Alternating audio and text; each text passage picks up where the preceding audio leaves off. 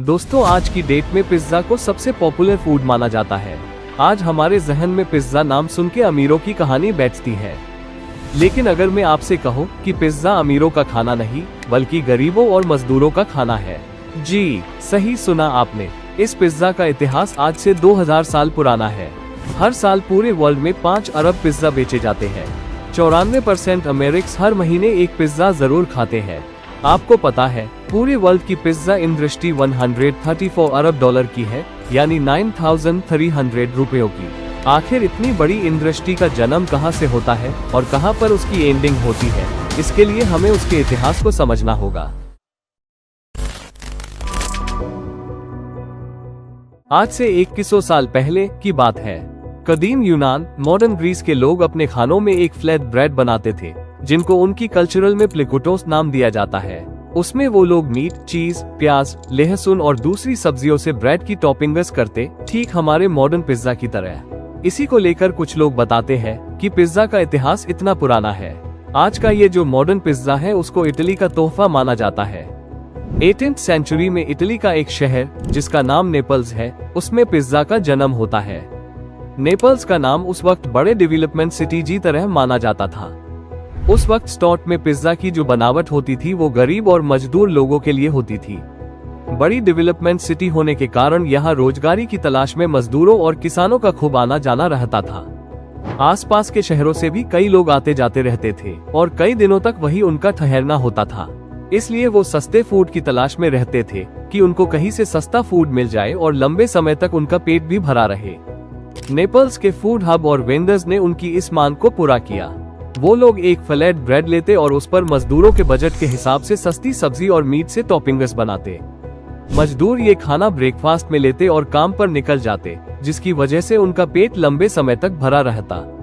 उनको ये खाना खूब बेहतर लगा, जिसकी वजह से ये खाना नेपल्स में फैलने लगा।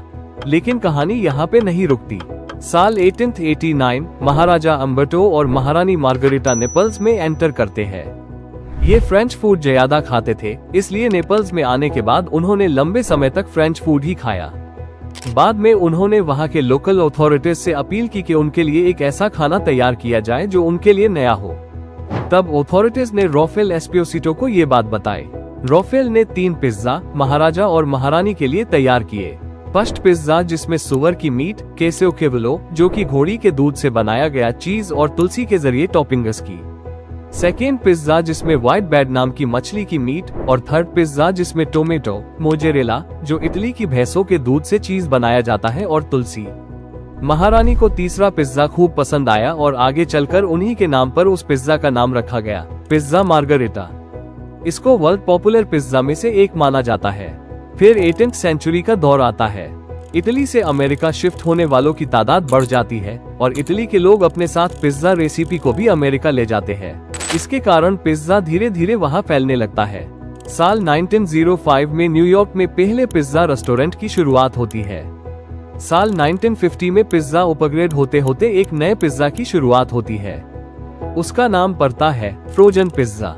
फिर साल आता है 1960। टॉम और जेम्स नामी 2 भाइयों ने मिशिगन में मिलकर एक पिज्जा चेन खरीदी। उस वक्त उसका नाम डोमिनिक्स था।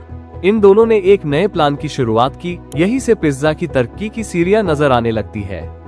इन्होंने pizza fast home delivery start की, जिसकी वजह से पिज्जा ने एक नया जन्म लेना स्टार्ट किया। 1965 में इन्होंने अपनी चेन का नाम बदलकर डोमिनोज रख दिया, जो कि आज तक हम सभी लोग सुनते आ रहे हैं। डोमिनोज पहले अमेरिका में फैला, फिर धीरे धीरे पूरी दुनिया में अपना नाम बनाया। आज पूरे वर्ल्ड में सेलिंग के मामले में नंबर 1 पर पिज्जा चेन है, जिसके तकरीबन 16,000 स्टोर्स है। हर साल पिज्जा को सेलिब्रेट किया जाता है। जून या सितंबर के महीने में नेपल्स में पिज्जा फेस्टिवल बड़े धूमधाम से मनाया जाता है। पूरे वर्ल्ड से शेफ्स और कुकर्स बुलाए जाते हैं। इतना ही नहीं, साल 2017 में नेपल्स की यह कला आटा गूंदने से लकड़ी की भट्टी में पकने तक का ये प्रोसेस, जिसको पिज़्ज़ाइयोलो नाम दिया जाता है, यूनेस्को द्वारा ICH में शामिल किया गया। आज पूरी दुनिया में नेपल्स को पिज्जा के जन्म के कारण कल्चरल हेरिटेज का सिंबल भी मिला है।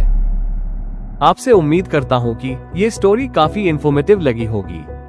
इसे ज्यादा से ज्यादा शेयर करें और हमें सपोर्ट करने के लिए चैनल को सब्सक्राइब जरूर करें और लाइक के जरिए हमें बताएं कि आप वीडियो को कितना सपोर्ट करते हो।